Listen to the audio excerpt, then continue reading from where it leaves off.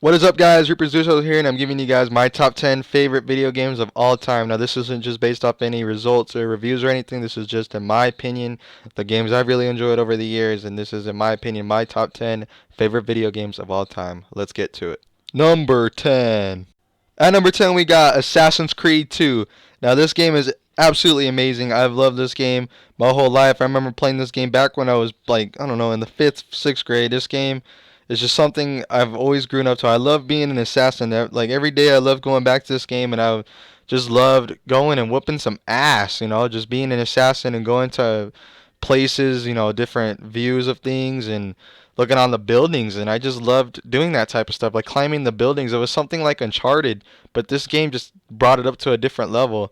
And what was cool about it is that it was basically one up from Assassin's Creed 1, and then they carried it on throughout the rest of the Assassin's Creed, so all the other Assassin's Creed kind of had the same mechanics as Assassin's Creed 2 did. This game is absolutely amazing, and I fucking love this game, and it would have, honestly, it would have been a sin if I didn't even honestly put it on my top 10. If you never played any of the Assassin's Creed games, I recommend Assassin's Creed 2, because in my opinion, it is the best fucking game in the series. I'm not going to say the whole list that I have. What the fuck is wrong with me? But in the series so far, in my opinion, I think it is the best one. They're messing up. They're milking up the series right now by just Assassin's Creed, everything. But I'm saying, like, if you want to play an Assassin's Creed, definitely check this one out. This game is absolutely amazing. Number 9. My number 9 spot's gonna probably have to go to Resident Evil 5. I have so many good memories about this game, and this game just is something else. It's probably one of the best zombie games I've ever played in my life. The story continues from Resident Evil 4, and you get to play as Chris Redfield, one of the original classics, and instead of you having a partner, Jill Valentine, you get to have a partner, Sheva, which she's just amazing as much as Jill is, actually, so I really didn't have a problem with that being the new partner. The only problem that I had is that she was playing left-handed, and I'm not really good left-handed, but other than that, she was a good-ass partner, and throughout the whole way, it was a whole roller coaster, and I was just glad to see that Chris was back. He was my favorite Resident Evil character, and get to see a few new faces, and they did bring out a few DLC for Jill, and to know the behind scenes about what happened between Chris and Jill. But this game is good. If you've never played a Resident Evil game, like I said about Assassin's Creed, check out Resident Evil 5, because this game, in my opinion, beats out Resident Evil 4, and I played Resident Evil 4. It might just be because of the graphics, and I think the gameplay was a little bit better, but other than that, this game is amazing. Check this game out too. Number 8. At number 8, we got a game that would keep me up all night and all night long until I would beat a mission. This game, this game was one of the best games I played of all of last year. This game came out last year, 2014. I bought the game in Kansas when I was up there visiting my grandparents, and literally all I did for the first night I got it was play this game right here, The Evil Within. This game is probably one of the scariest games I played last year, and in my opinion, it beat PT. It beat PT. PT was scary, but this game took it to a fucking new level. This game is everything you're looking for in a damn video game. It's a post-apocalyptic kind of zombies, sort of like aliens. You get to play as a cop, and this whole story just had me going, and it was a whole fucking adventure just from start to finish. And I honestly did not want to stop playing. I just kept wanting to go. And when I beat the game, I was like disappointed because I didn't want to stop. I wanted to keep going. And that boss fight was one of the best boss fights. It was the hardest last missions I've ever had to do. That last mission took me about 5 hours. This game, if you want a challenge, buy The Evil Within. It's about $30 on the PS Store and Xbox. And it is, I think you can buy it on PC. So if you want to buy a good game, check this game out. Number 7. At number 7, we got probably the only anime game that I'm going to be putting on here, because Naruto is my favorite anime. It is Naruto Ultimate Ninja Storm 3. This game just brings about every bit of Naruto you could probably ask for in this game. This game is just every Naruto you could ask for in a little game. It's long ass story mode, probably one of the best story modes ever, and it's not like ever in the series. I mean, ever. But this is it basically represents the whole story, and it just puts it in a video game. It just kind of makes the story in their own way in a video game, and it is probably one of the best fighting games I've ever played and ever have. It doesn't beat, of course, like Mortal Kombat or something, but it's a nice style of fighting game that you could kind of get on the market. It's got a nice variety of characters that you pick from the show, and it's the story mode is action packed, so like you get to have like quick time events and like you get to see the action going on, but you actually get to kind of get to control it. And the fighting is complex. The story online is smooth. I've never really had like a lagging problem. Online is pretty smooth and it's pretty good. Now they got the Ultra Ninja Storm Revolution out for it. It's kind of like a remake for this game, Storm 3, but it's basically kind of the same thing just with new characters. So if you want to get a story mode game, just go ahead and get this one with the latest story mode, and or if you want to get characters, go ahead and get Go Storm Revolution. But Naruto Storm 4 is coming out later this year, and I think in September. So if you want to wait till then, go ahead. But I'm getting Naruto Storm 4, so yeah. Number 6. At number 6, we got pretty much any game anybody could agree on. Grand Theft Auto 5. This game is basically Grand Theft Auto 5. There's nothing else to tell. You fucking beat up hookers, you steal cars, you drive away, and you repeat, rinse and repeat. I'm just kidding. Actually, this story mode on this game was probably one of the best ones I played on a Grand Theft Auto game. It outbeat any of the other ones. And there was a new feature that I really, really did enjoy when I was playing the story mode. It was where you get to switch from different characters.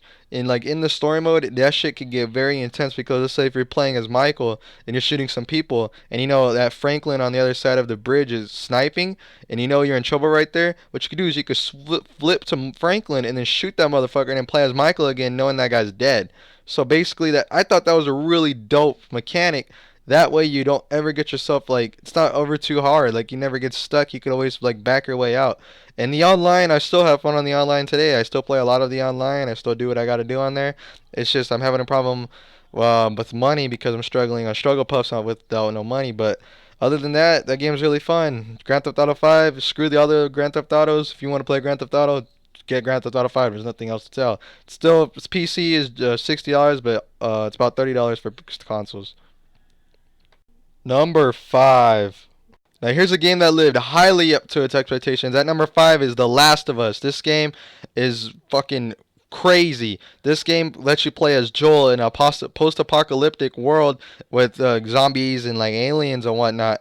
But yeah, it gets more in depth when it turns out that there are actually humans in this world still, and they're bad humans, kind of like something, let's just say Uncharted a little bit, but it plays exactly like Uncharted actually with some new mechanics like crafting whenever you want to, and not jumping around but like moving around very slightly, and actually Ellie plays as a gun companion. So let's just say in an instance kind of like Elizabeth to in BioShock to that guy Edward DeWitt or whatever, Booker DeWitt, my bad.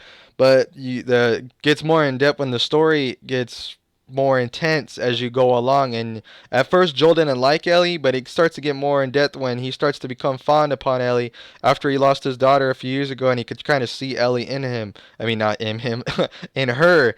So it gets more interesting as it keeps going along. If you've ever played this game, you can understand that this game has the most emotional, craziest gameplay and most fucking fun gameplay I've ever, not me, but anybody could ever play. So check this game out too. Number 4. At number 4, we got a game that just I would play all night on my Xbox a long time ago. That I would just keep going. I bought this game along with Xbox Live for a few months with my own money, and I decided, hey, let's give Xbox Live a shot. Back when I was playing Xbox, and I decided I got to get a game for it. So I decided to get Left 4 Dead 2, and I just fell in love with this game. This game online was absolutely amazing. There were so many like cool things and cool shit you could do. So many glitches that were absolutely that weren't even game breaking. They were just fun to do. And I had a lot of fun playing on the online for it because you get to play as versus, and on versus you get to play as either a zombie or a human, and you get to go against each other, and it was a good different taste of medicine when you get to play as a zombie to kind of get that feel and try to get more attention over to the survivors. This game was online was one of the best I played in them forever. Actually, I just loved the online. There were so many different modes, and Left 4 Dead 2 just brought back freaking a lot of fun that I used to do back in the back when I used to play PlayStation. And this game was really fun. If you want to get a Left 4 Dead game, there's only 2 out. I don't even know why I'm saying there's only 2 out. So Left 4 Dead 2 I recommend, but Left 4 Dead 1 had a lot of good shots too. But this game for weapons stuff, I recommend Left 4 Dead 2 because it was just way better. And Who? Come on, look at Nick. Just look at Nick, badass right there. Come on, he's the best character. Like, no lie. Ellie's pretty funny too. Ellie can be pretty funny, but the other two, I don't know. They're just there. I'm not trying to be racist, but I'm trying to be for real here. Number three. My number three spot's gonna go to the Bouncer, an old-time classic that I play on the PlayStation 2, and I still play up to this day. And when I say I literally grew up playing the game, guys, I literally mean I grew up playing this. I got this game when I was 5, and I still play it. This game you play as 3 bouncers: Sion Bazard, Bullet Kruger, and Kolepa. And don't worry, there is a lot more characters in the arcade mode when you get to go against each other and beat them up. It's a classic beat 'em up, and the story mode consists of Dominique getting kidnapped. Sion's kind of like girlfriend, and she gets kidnapped, and they all set out on a mission to go and save Dominique. They all have their own little purpose of why they're doing it. Volkruger is doing it because he feels that Dominique's a swell girl and deserves to be, safe, and doesn't really deserve that kind of fate. Kolefo's doing it because it's his job. He thinks that this was all no, my bad. This is his whole mission. He works for a corporation under the whole bar that they work on, which is called Fate, Bar Fate, and they work under that whole bar. And Kolefo's job is to he goes in there as a spy and to watch over Dominique, because he kind of thinks that, well, he doesn't kind of think, he was ordered because he doesn't really know what's going on. He thinks that she's a robot or whatever. She doesn't really know for a fact, but he knows something's up.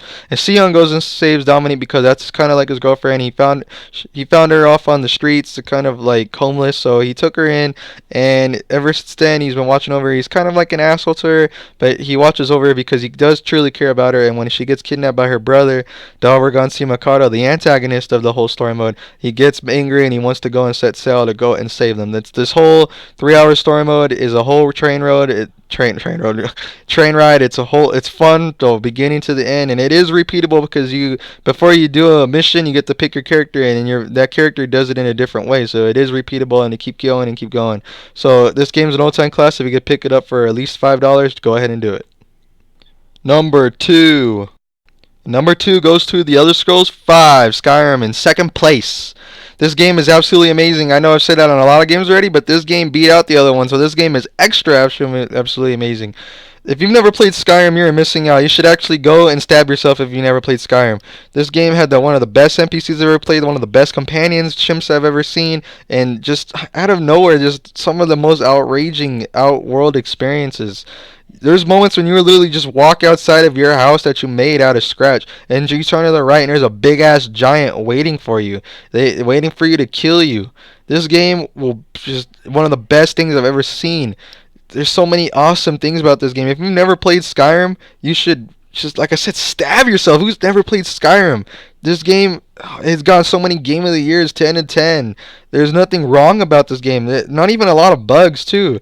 There's moments where you will just walk into a dungeon blind, not even knowing what's up. Are there going to be bandits in there? Or there's going to be skeletons, ghouls? Not ghouls. They're going to be those joggers things, kind of like ghouls. Or what's going to happen? Nobody knows. The only thing that knows if you find out.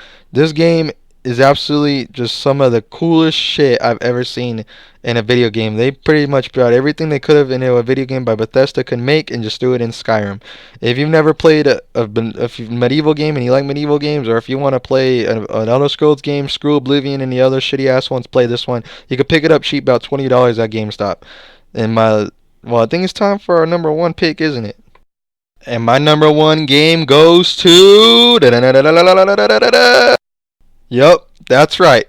Fallout 3. This game just beat out every other game ever. This game just is the best. In my opinion, is my favorite game I've ever played in my life.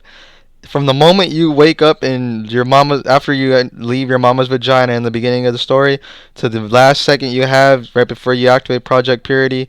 Don't worry, if you have DLCs, you keep going. But just absolutely awesome. The best enemies I've seen ever in this game. Best enemies ever. Like, look at that. Goals. Who the fuck doesn't want to kill a fucking weird ass mutated zombie? That's a goal, and that's one of the coolest things you could kill. Then look at that badass guy with the minigun. Look at he's just boo-doo-doo-doo with the fucking minigun.